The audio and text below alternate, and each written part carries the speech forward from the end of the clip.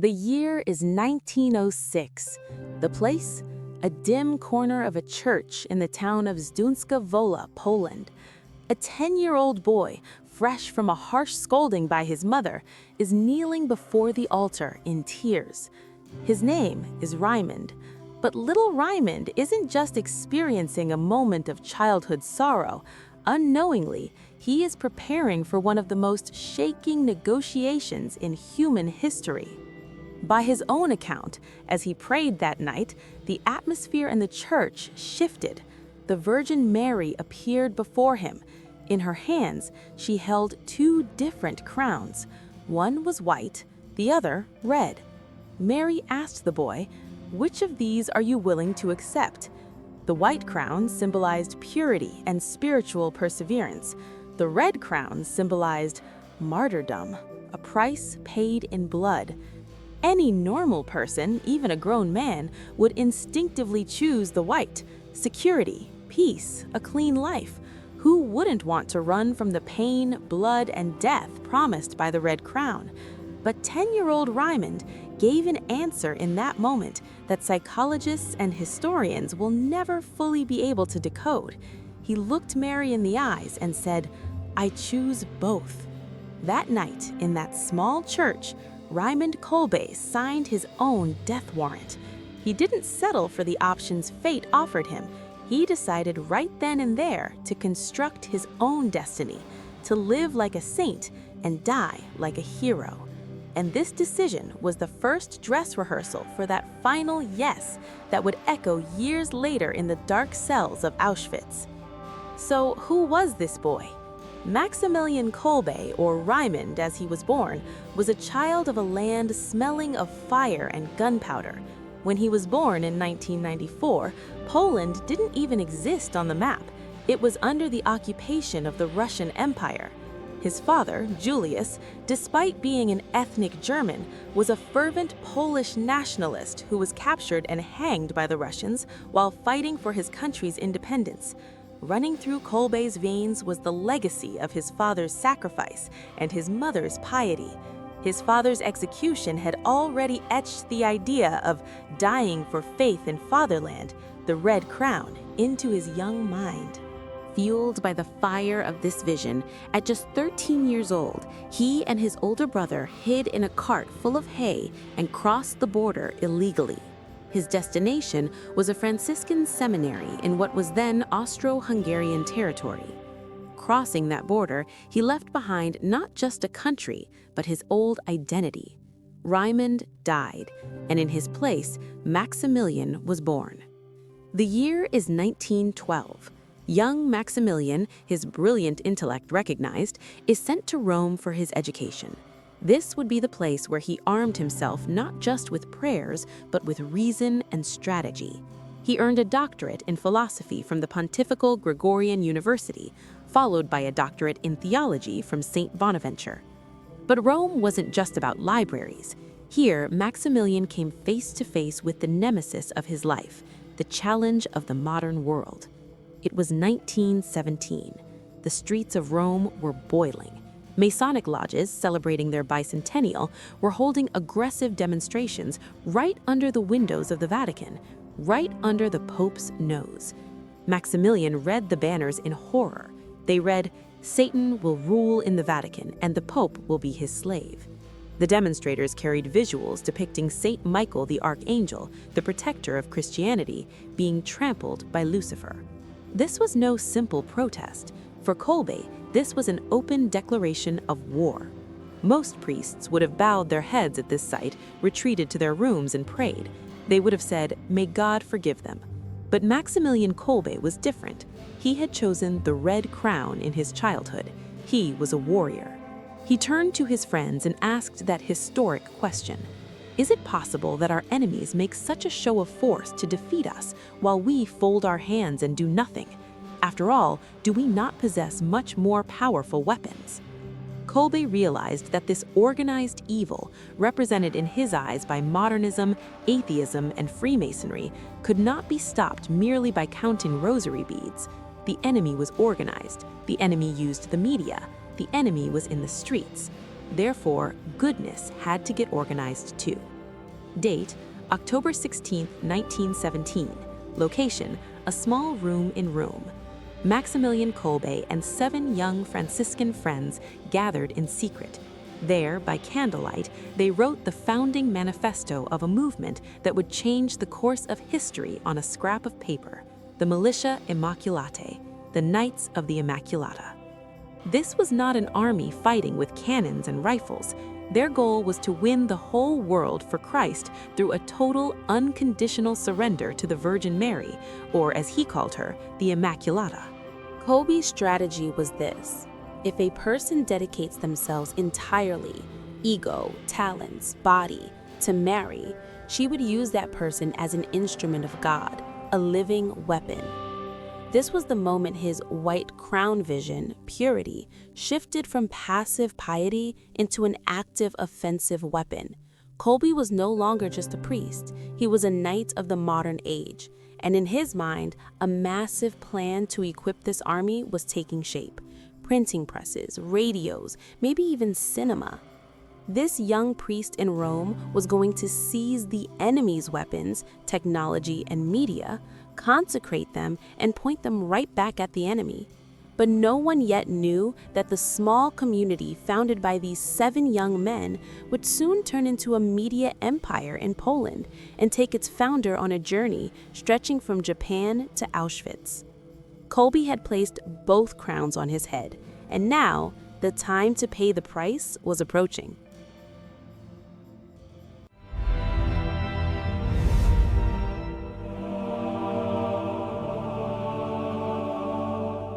The seed planted in that small room in Rome turned into an unexpected forest in the cold lands of Poland.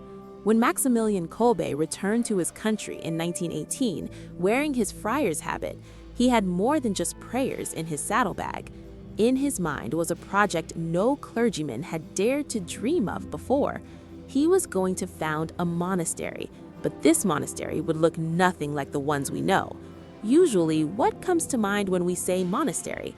Silence, candlelight, monks in seclusion, detachment from the world. Kolbe's vision was the exact opposite. He wanted noise, the noise of printing presses. In 1927, he found a piece of empty land near Warsaw. He named this land near Terezin Niepokalanu, that is, the City of the Immaculate. And it truly was a city. In a short time, this empty plot transformed into the largest Catholic publishing complex in Europe. This wasn't just a place of prayer, it was a massive factory. The City of the Immaculate had its own fire department, its own railway line, and even its own power plant. Inside, more than 700 Franciscan friars and workers from all over the world worked like a beehive. These weren't ordinary monks, they were technician friars wearing overalls, hands stained with ink, operating state-of-the-art rotary printing presses. Kolbe's philosophy was simple and equally revolutionary. If Satan uses modern technology to spread his lies, why shouldn't we use the same weapons to spread the truth? While conservative circles of the time found technology worldly and dangerous, Kolbe was blessing the gears of the printing press. For him, the most modern printing machine was more effective than a pulpit. The results were jaw-dropping. The magazine he founded, the Knight of the Immaculata, Rycerz Niepokalany, grew at an incredible speed. Circulation exceeded hundreds of thousands, according to some sources reaching millions. They were entering every home, from the remotest villages of Poland to the big cities. But Kolbe didn't stop. His vision couldn't be limited to paper. By 1938, he had erected massive antennas on the monastery roof. He founded his own shortwave radio station. Now, his voice reached not just those who read, but those who listened. He even had plans to build a professional film studio to shoot religious movies. He resembled a visionary entrepreneur like Steve Jobs or Elon Musk more than a saint. The only difference was, his goal wasn't profit, but winning souls. Niepokalany was at the peak of success and faith. Everything was going perfectly. The machines were turning, magazines were being printed, radio waves were spreading across the sky. but dark clouds were gathering on the horizon, and these clouds weren't ink stains, they were gunpowder smoke. September 1st, 1939. Nazi Germany invaded Poland. World War II had begun. When the bombs started falling, the printing presses at Niepokalano fell silent. The paper reels stopped. That vibrant, energetic media city instantly fell into a deathly silence. The Nazis wanted to destroy Polish culture and intellectual heritage, and this massive center of influence Kolbe built was a natural target. Many friars were sent home for their safety, but Kolbe, like a captain who refuses to abandon ship, stayed in the monastery with a few loyal friends. It is right at this point that the city of the Immaculate underwent its second and perhaps most sacred transformation. The media empire ended. The era of the sanctuary began. Kolbe threw the monastery gates wide open. The giant hangars that housed printing presses were converted into refugee dormitories. Between 2,000 and 3,000 Polish civilians, homeless, wounded, and terrified by the war, took refuge behind these walls. And the identity of these refugees was the most striking proof of Kolbe's character. The vast majority of those sheltering were Jews. Think about it. Outside, Nazis are hunting Jews, sending them to concentration camps, and laying the foundations of a systematic genocide. Inside, a Catholic priest, disregarding his own life, is providing beds, food, and safety to the very people the Nazis have declared public enemy number one. Kolbe didn't just hide refugees. He did the most dangerous thing one could do in an occupied country. He continued to speak up. He continued to produce anti-Nazi publications from the underground. In a world where German ideology fueled hatred, he was propagandizing love and truth. This couldn't escape the Gestapo's notice, and it didn't. The city of the Immaculate was now a nest of germs in the eyes of the Nazis, and Kolbe was a dangerous leader who had to be silenced. The circle was closing. The reassuring sound of the printing presses was long gone. The only sound now was the hard metallic steps of Gestapo boots approaching the monastery gate. Kolbe could now feel the weight of the red crown he chose at 10 years old, right on the back of his neck. Get ready, because the story is about to descend from the Polish plains into the darkest pit humanity has ever seen: Auschwitz.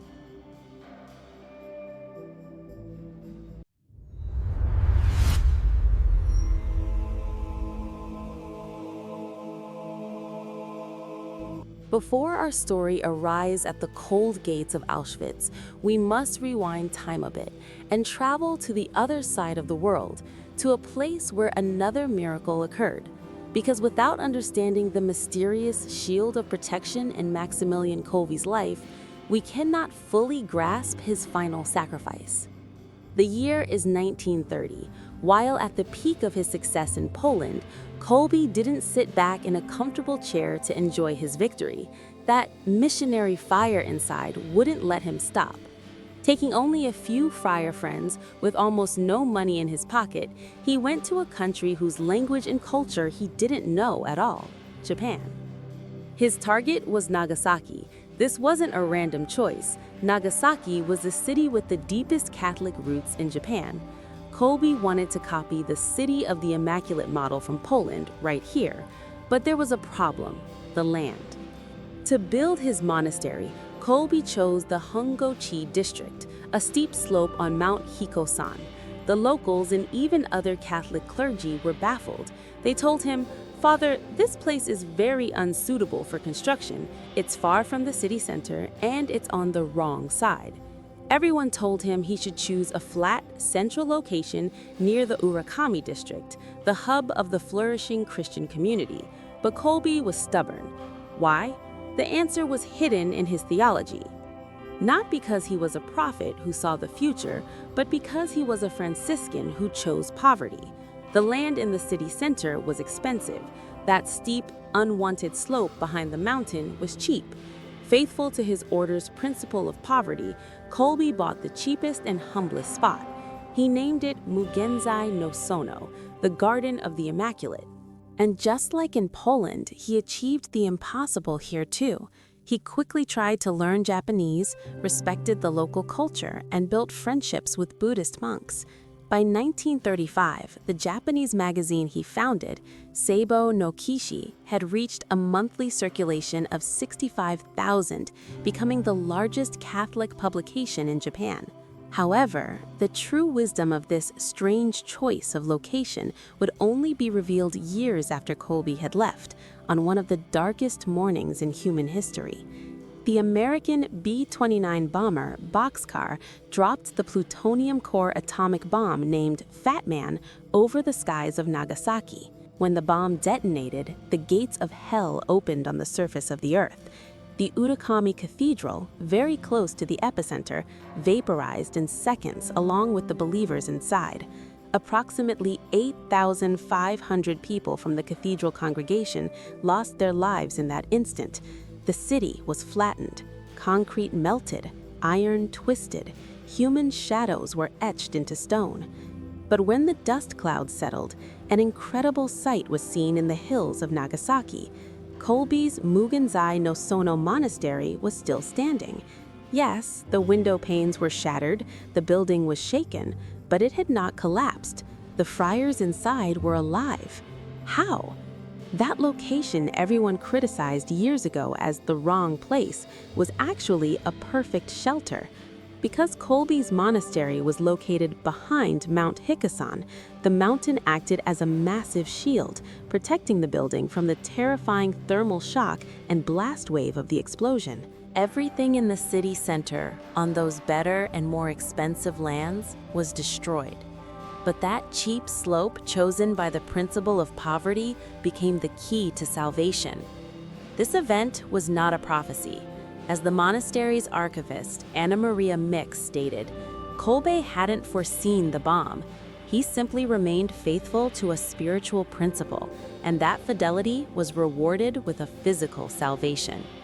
Immediately after the blast, the monastery transformed from a publishing center into a hospital and sanctuary for the wounded and dying. Kolbe's Garden of the Immaculate became an oasis of life amidst the ashes of the atomic age. Sadly, Kolbe could not witness this miracle. Because his health had deteriorated, he was forced to return to Poland in 1936, just before the war. The work he left behind in Japan had survived the fire, but he himself was returning right into the center of the fire, to the heart of Europe. The White Crown had completed its mission. He had established massive works in Poland and Japan, conquered modern media, reached millions. Now it was time for the other crown he accepted as a child. Fate was weaving its web.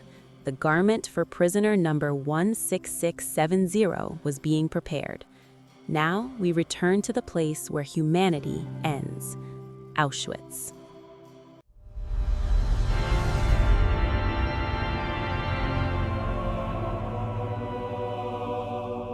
When Maximilian Kolbe returned from Japan to Poland, the second act of his destiny was already written. The fortress of love and mercy he built at Niepokolonau was diametrically opposed to the Nazi ideology of hate. For the Gestapo, the equation was simple: Kolbe was dangerous.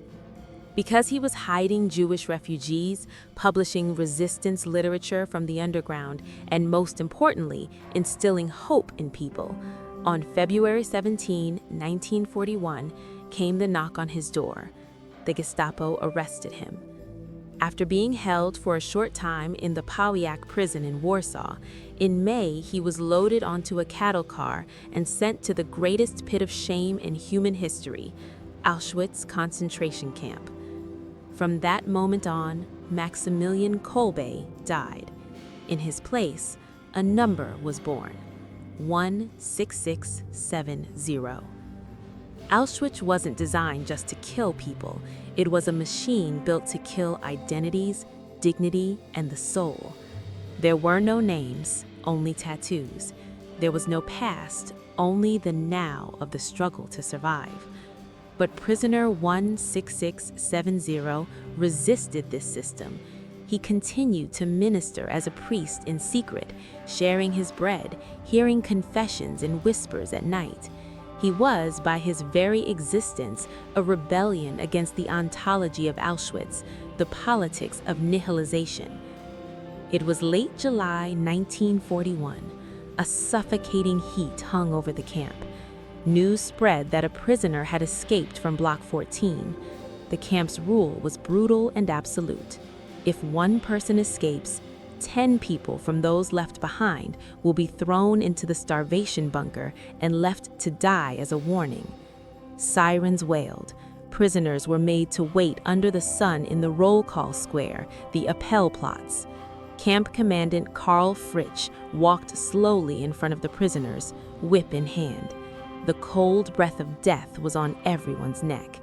Fritsch began to point randomly. You. 10 men were selected. One of those chosen was a Polish sergeant named Franciszek Gajowniczek.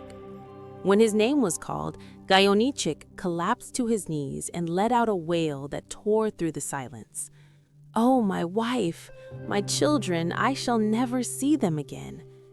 This cry echoed off the gray walls of Auschwitz. Usually, in moments like this, everyone would bow their heads, thank God they weren't chosen, and remain silent. Mercy was a luxury in this camp. But in that moment, something happened that defied the laws of physics. A movement was seen in the ranks. A man broke the line and stepped forward. A frail, bespectacled, battered man. Number 16670. Father Kolbe. Camp Commandant Fritsch was stunned. For a prisoner to break ranks was immediate grounds for execution. He reached for his gun and shouted, "What does this Polish pig want?" Kolbe was calm. There was neither fear nor hatred in his face. He looked into the commandant's eyes and spoke those words that passed into history. "I am a Catholic priest. I want to die in this man's place. He has a wife and children." Let's freeze this moment and look at what it means. This wasn't just a sacrifice.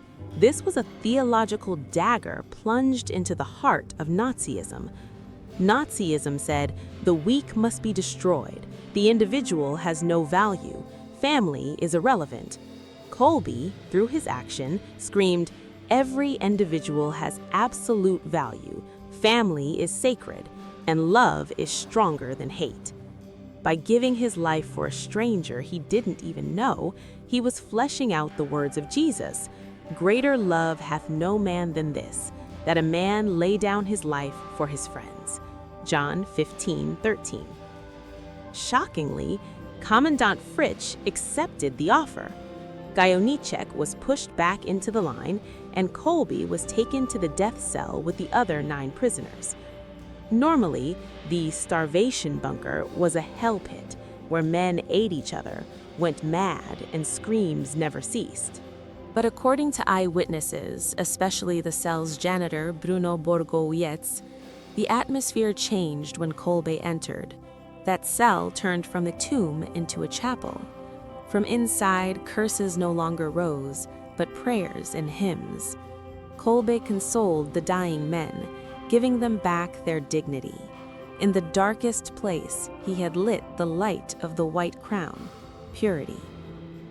Days passed. The prisoners died one by one of thirst and hunger. 2 weeks later, when the cell door opened, the guards were shocked. 9 prisoners were dead, but Kolbe was still alive. He was conscious, leaning against the wall, praying. For the Nazis, this was unacceptable. The cell was needed for new prisoners. They decided to speed up the process. August 14, 1941. The camp doctor entered with a syringe in hand. Inside was carbolic acid, phenol. Kolbe personally extended his arm to his executioner. He did not resist. He persevered in love until the very last moment. As the needle entered his vein, he kept the promise he made to Mary in his childhood. The red crown was now on his head. The next day, August 15th, was the feast of the Assumption of Mary in the Catholic calendar. To meet the Immaculata, to whom he had dedicated his life, Kolbe released his body to the smoke of Auschwitz's crematoriums, and his soul to eternity. Gajowniczek? He survived. He lived to be 93 years old, and every year he went to Auschwitz and wept in front of the cell where the man who saved his life died.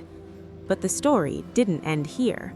Kolbe's death would lead to a major crisis within the church and a revolutionary debate in modern theology. If a man dies for love, does that make him a martyr?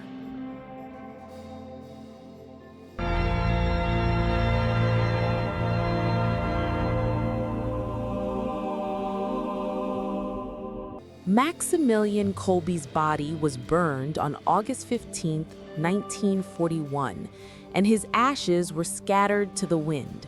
The Nazis aimed to leave no trace of him, no gravestone, no bones, no relics. But there was one thing they were wrong about. Fire only destroys matter, not ideas and not the soul. When the war ended, Kolbe's story crossed the wires of Auschwitz and spread to the world. But this time, a quiet but deep crisis erupted within the church. This man was a hero, yes, but was he a saint and a martyr? Theologians and canon lawyers debated this question behind the thick walls of the Vatican. The problem was technical, but the consequences were vital. The Catholic Church's definition of martyrdom that had persisted for centuries was very strict. For someone to be considered a martyr, they had to be killed due to odium fidei, meaning hatred of the faith. In other words, the executioner had to kill the victim simply because they were a Christian. The lawyers examined the file and shook their heads. Kolbe was not killed for his faith. He died to save another man's life, that is, for charity. The Nazis didn't kill him because he was a priest, but to subtract a number. Because of this technical distinction, in 1971, Pope Paul VI honored Kolbe not as a martyr, but as a confessor, someone who lived their faith heroically but was not a martyr. He unofficially called him a martyr of charity, but that was not the official title. The file seemed closed until a Polish pope, John Paul II, took the stage. Date, October 10, 1982. John Paul II found the file of his fellow countryman Kolbe on his desk. The advisory commission had again said he is not a martyr. The Pope slammed his hand on the table and did something rarely seen in history. He single-handedly overruled the commission's decision. In that historic homily in St. Peter's Square, in front of thousands of people, he shouted these revolutionary words: "I have decided that Maximilian Kolbe shall henceforth be venerated as a martyr." This wasn't just a title change. This was the most powerful theological answer given to the darkness of the 20th century. The Pope's logic was this: totalitarian regimes like Nazism held a systematic hatred for the human person, and the Christian faith taught that man was created in the image of God and was untouchable. Therefore, hatred seeking to destroy an innocent human being is actually hatred indirectly directed at God and faith. By defending a man's right to live, Kolbe had actually defended the most fundamental truth of the faith. He had answered hatred of faith, odium fidei, with martyrdom of love. That day in the square, in the front row of the crowd, was an old man, Franciszek Gajowniczek, the man who cried, "My wife, my children," in Auschwitz 41 years ago. He was the living proof of Kolbe's legacy. As long as he breathed, Kolbe's victory was proclaimed. Gajowniczek lived until he was 93 and never forgot that he owed every breath to that stranger who died for him. He was the fruit of the seed Kolbe planted. Let's go back to the beginning of the story, to that small church in 1906. We now understand what the 10-year-old boy meant when he told Neri, "I want both." The massive media empire he built throughout his life, the thousands of pages he wrote, his mission extending as far as Japan, that was his white crown. Pure dedication, ceaseless work, and flawless service. The moment he extended his arm to the needle in that dark cell of Auschwitz, that was the moment he placed the red crown on his head. Maximilian Kolbe was not a victim of his life, but its architect. He wasn't dragged to Auschwitz, he prepared for it as the summit of his spiritual journey. He didn't wait for death, he used death by transforming it into an act of love. His life reminds us of this. Humans are not slaves to circumstances. Even in the darkest, most hopeless, most inhumane conditions, even in the death cell of a concentration camp, we have one final freedom: to choose how we will respond. Kolbe could have chosen hate, he could have chosen fear, he could have chosen despair, but he chosen love. Today, when you look at your own life, which crowns do you think stand before you? The crown of comfort and indifference, or the crown of a meaningful life despite the difficulties? Maximilian Kolbe entered as number 16670 and emerged as the Saint Francis of our age, because he dared to carry the weight of two crowns. And you? Which crown will you choose?